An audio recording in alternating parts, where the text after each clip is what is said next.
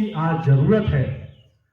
कहते हैं कि समझ हम इतिहासकारों को जाते, समझ हम इतिहासकारों को जाते, अमर निशानी कुछ होती, पद्मावत का जौहर न होता, सिवा जवानी कुछ होती। गर एकलव्य का ना कटता अंगूठा, गर एकलव्य का ना कटता अंगूठा, तो महाभारत की कहानी कुछ होती।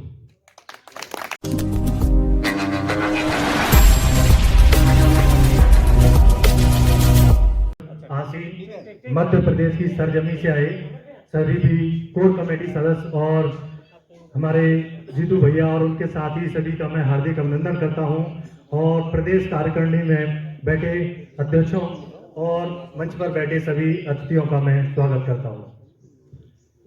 आज हम यहाँ पर जयंती मना रहे हैं सरदार वल्लभ भाई पटेल और बीपी सिंह की। हम अपनी महापुरुषों की बात कर रहे हैं। आज से 100 साल पहले ऐसी ही एक मीटिंग हुई। आपको पता होगा 2025 में आरएसएस की 5 व्यक्तियों के द्वारा बैठकर एक मीटिंग हुई। किसी ने नहीं सोचा होगा कि उस समय जो मीटिंग हुई, आज उस मीटिंग के फलस्वरूप आज वो पूरे देश पर राज कर रहे हैं, सभी के सामने है। और उस विचारधारा को उन्होंने इतना रोक दिया है कि आज हम 85% होते हुए भी आज उस विचारधारा के खिलाफ हैं, परंतु अभी उतना सार्थक परिवर्तन देखने को नहीं मिलता है। आज सोचिए कि आप लोगों की संख्या कितनी है। अगर आज बात करें रजिस्टर्ड की, तो करीब 100 के करीब हम यहाँ पर एकत्रित हुए हैं। तो सोचिए वो 5 व्यक्ति पूरे देश पर एक विचारधारा को लागू कर सकते हैं, तो क्या हम 100 व्यक्ति जिसकी संख्या 85% है, क्या वो देश पर राज नहीं कर सकता? सोचिए। अभी भाई संविधान की बात करके गए हैं, संविधान की, और किस तरीके से जो हमारा जो देश है, और भैया ने बताया कि हमारे देश में जो निजीकरण का एक जोर चल रहा है, उसके तहत सारी चीजों को बेचा जा रहा है। मैं 2 पंक्तियां पढ़ूंगा। और समाज हम इतिहासकारों को जाते, समझ हम इतिहासकारों को जाते, अमर निशानी कुछ होती, पद्मावत का जौहर न होता, सिवा जवानी कुछ होती। गर एकलव्य का ना कटता अंगूठा, गर एकलव्य का ना कटता अंगूठा, तो महाभारत की कहानी कुछ होती।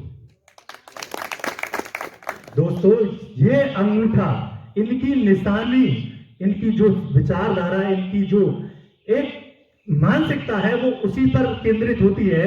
अभी आपके बीच में एक पंडित आचार्य जी आए, उन्होंने हफ्ते के साथ ही प्रदेश अध्यक्ष जी पर ही निशाना साध दिया अभी, और उन्होंने बोलने के लिए भी मंच मांगा। लेकिन सोचिए कि एक मछली पूरे तालाब को गंदा कर देती है। अगर वही मछली इस तालाब में बैठ जाती तो इस पूरे कार्यक्रम को भी भंग कर सकती थी, क्योंकि बोलने में इनका कोई तोड़ नहीं है। आप देखेंगे ये गोद में बैठा करके बेच देते हैं, गोद में बैठा करके। कुछ पंक्तियां पढ़ूंगा इन्हीं के लिए, बिना सुने ही चले गए, थोड़ा सुन लेते तो शायद वैसे ही नहीं टिक पाते। आज रोम रोम मेरा रहा पुकार, आज रोम रोम मेरा रहा पुकार, कल कतरा कतरा चिल्लाएगा, जुल्मो सितम की हर कहानी को वक्त सदा दोहराएगा। मिटती रही है मिटती रहेगी, मिटती रही है मिटती रहेगी, अनाचार पर सदा जवानी, इतिहास सदा लिखता है अमर लहू की अमर कहानी। दंतहीन ही सर्प नाचते, दंतहीन ही सर्प नाचते, जो होते जिसमें दक्ष नहीं, सीधे ऊंचे पेड़ ही कटते, कटते टेढ़े मेढ़े वृक्ष नहीं। अभी वक्त है होश में आओ, अभी वक्त है होश में आओ, छोड़ो अपनी झूठी शान। अभी वक्त है होश में आओ, छोड़ो अपनी झूठी शान, इतिहास पढ़ो पुरखों को जानो, वरना हो जाओगे तुम गुलाम। साल 74 से मिला क्या तुमको? साल 74 से मिला क्या तुमको? आगे क्या मिलने वाला है? जो मिला था अब तक जो तुमको, वह भी जाने वाला है।